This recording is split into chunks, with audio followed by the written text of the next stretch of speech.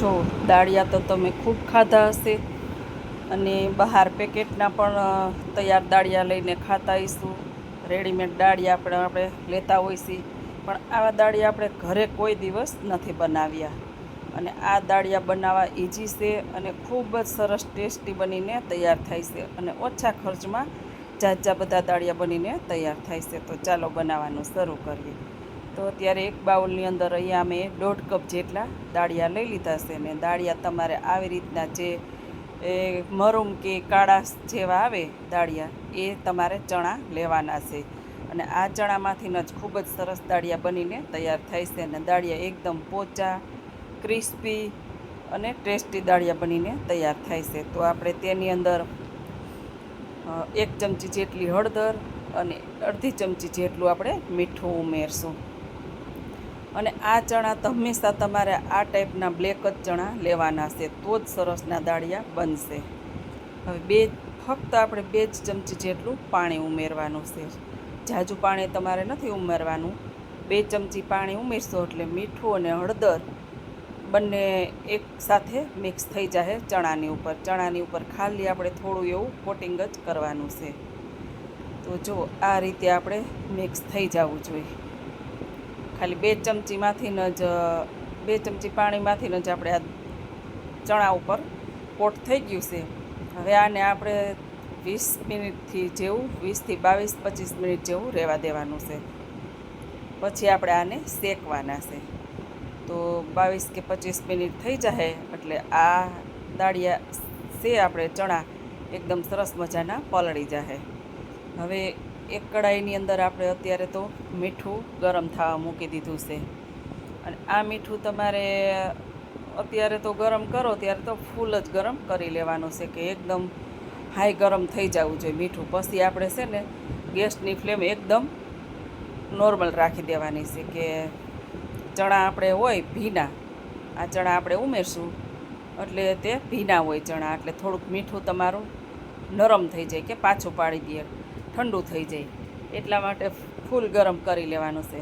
અને હવે તેની અંદર આપણે 3 થી 4 ચમચી જેટલા દાળિયા ઉમેર્યા છે. અને અત્યારે ગેસની ફ્લેમ આપણે નોર્મલ કરી નાખી છે, મીડિયમ એટલે કે. અને હાવ મીડિયમ ગેસ ઉપર જ આ ચણાને આપણે શેકવાના છે. તો આ ચણા જેમ જેમ શેકાતા જાહે ને તેમ તમે એકદમ સરસ છાલ ઉતરતી જાહે અને દાળિયા તમારા ફૂટતા જાહે. તો પહેલાં આપણે મીઠું ફૂલ ગરમ કરી લેવાનું, અને ચણા આપણે ઉમેર્યા તે પછી આપણે ગેસની ફ્લેમ મીડિયમ કરી નાખવાની છે. તો જેમ જેમ જો શેકાતા જાહે તેમ તેમ આપણા દાળિયા બધાય ચણા કે ફૂટતા જાહે. અને જો તમારે ફ્લેમ વધારે હશે ગેસની ને હાઈ ફ્લેમ હોય છે તો તમારા ચણા બળી જાહે અને દાળિયા જેવા ફૂલશે નહીં. એટલે એકદમ મીડિયમ કરી નાખવાની અને પછી જ આ દાળિયાને આપણે શેકવાના છે. તો જુઓ તમે, જેમ જેમ શેકાતા જઈશે તેમ તેમ બધા જ દાળિયા આપણા ફૂલીને તૈયાર થઈ ગયા છે. જો તમારે ગરમા ગરમ દાળિયા ખાવાનું મન થાય કે ખાવાશે ને બજારમાંથી નથી લેવા, તો આનું એક જ ઓપ્શન છે કે તમે 15 મિનિટ કે 20 મિનિટ રાહ જુઓ તો તમારા ચણામાંથી દાળિયા બનીને તૈયાર થઈ જશે. અને એ પણ આપણા ઘરે જ, ચણા તો બધાને ઘરે થતા જ હોય છે, એટલે ઓછા ખર્ચમાં તમારે ઝાઝા દાળિયા બનીને તૈયાર થઈ જાય ને એ પણ ગરમા ગરમ. ગમે ત્યારે ગરમ ગરમ દાળિયા ખાવાનું મન થાય, વરસાદ હોય કે વરસાદનો માહોલ હોય, તો આ દાળિયા 20 મિનિટની અંદર બનીને તમારે તૈયાર થઈ જશે. અને મહેનત કાંઈ પણ નથી, માની લ્યો ખર્ચો કાંઈ નથી ને મહેનતે કાંઈ નથી. ફક્ત તમારે 2 કપ દાળિયાનો જ ખર્ચો છે. અને મીઠું તો બધાના ઘરમાં હોય જ ઓલરેડી. અને આ મીઠું એકવાર શેકી લીધા પછી ઠંડુ કરી અને કોઈ પણ ડબ્બામાં ભરી દો તો તમારે દાળિયા બીજી વાર બનાવો ત્યારે પાછું પણ કામ લાગે છે. તો ત્યારે આપણે બીજા દાળિયા જે વધ્યા હતા એ પણ આપણે શેકવા મૂકી દીધા છે. જો એ દાળિયા પણ એકદમ સરસના આપણા ચણા શેકાઈને તૈયાર થઈ ગયા છે. તો આવી રીતે આપણે બધા જ ચણાને શેકી લેવાના છે અને બધા જ દાળિયા એકદમ સરસ મજાના બનીને તૈયાર થઈ જશે.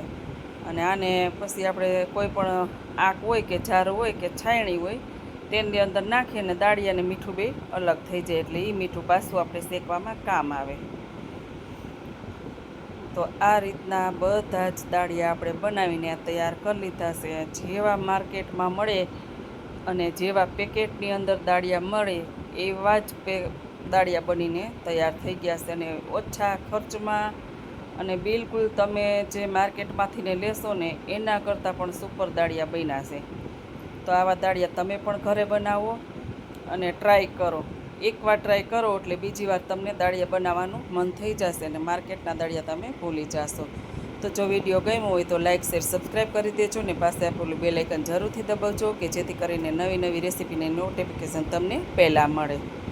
તો ચાલો આવી રીતે દાળિયા કોણ કોણ ઘરે બનાવે છે તે જરીક કમેન્ટ બોક્સમાં જણાવજો.